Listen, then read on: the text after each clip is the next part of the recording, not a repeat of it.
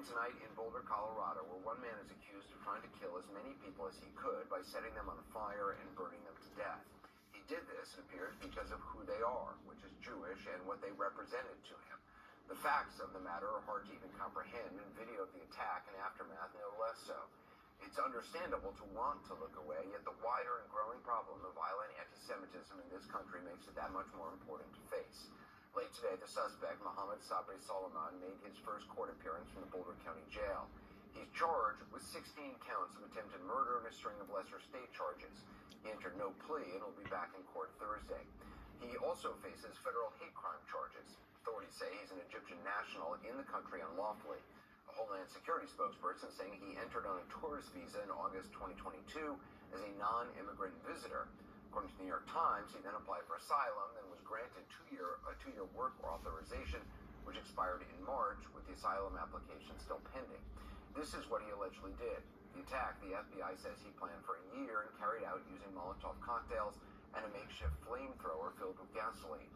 We blurred out victims. Partway in, you'll see the suspect on the far left of your screen, shirtless with a bottle in each hand.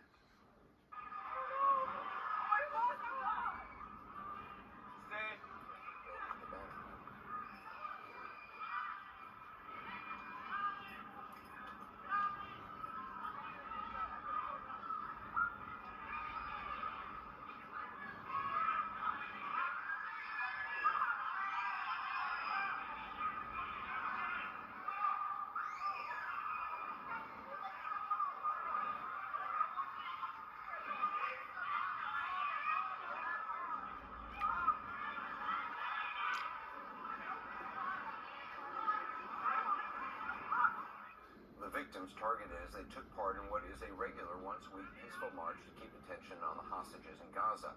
In all, a dozen people, many of them older, one a Holocaust survivor, were hurt. Two were seriously burned. You see one being tended to in a moment, with the suspect still nearby shouting pro-Palestinian slogans.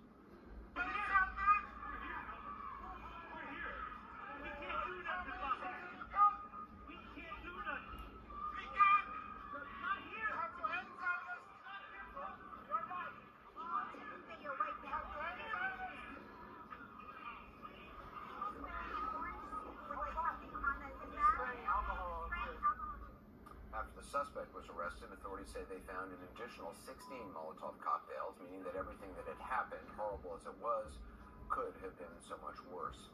Senator Shimon Prokupez is in Boulder tonight. Earlier today, he went back to the scene with someone who was there.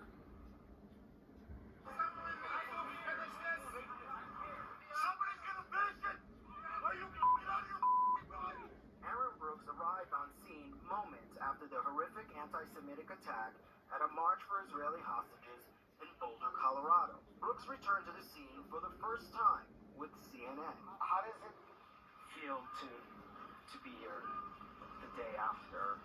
I'm not sure yet. This is the first I've been back. It's all cleaned up, as you can see. You know, it's like these things happen and people just move on with life. So I don't want to just move on. I want to make sure, part of the reason I'm talking with you is I want to make sure that the truth is told. You know, I want to make sure that people know clearly this was an anti-Semitic attack. I was here. I heard what he said. I heard him clearly say, "You're burning my people," or "You burnt my people." He recounted those terrifying moments. But you can actually see some burn marks here, I think. Look at that. I think you can maybe see some burn marks still over there, but he was standing right here, and this is where he was yelling. At one point, he flipped the top of one of his things, and it's like, oh my God, is he going to do something with that? But I didn't back up when he did that at all. Again, I don't know what my instinct was or why I did that. Brooks said he's attended many of these walks supporting Israeli hostages. He did not come out for Sunday's walk, but eventually showed up.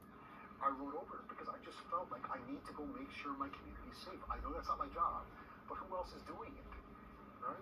The police, I figured the police probably weren't here. I immediately saw this guy standing here, the guy here, smoke here, blood over here, smoke literally coming from a human being. People are devastated, horrified, traumatized. Jonathan Lev is the executive director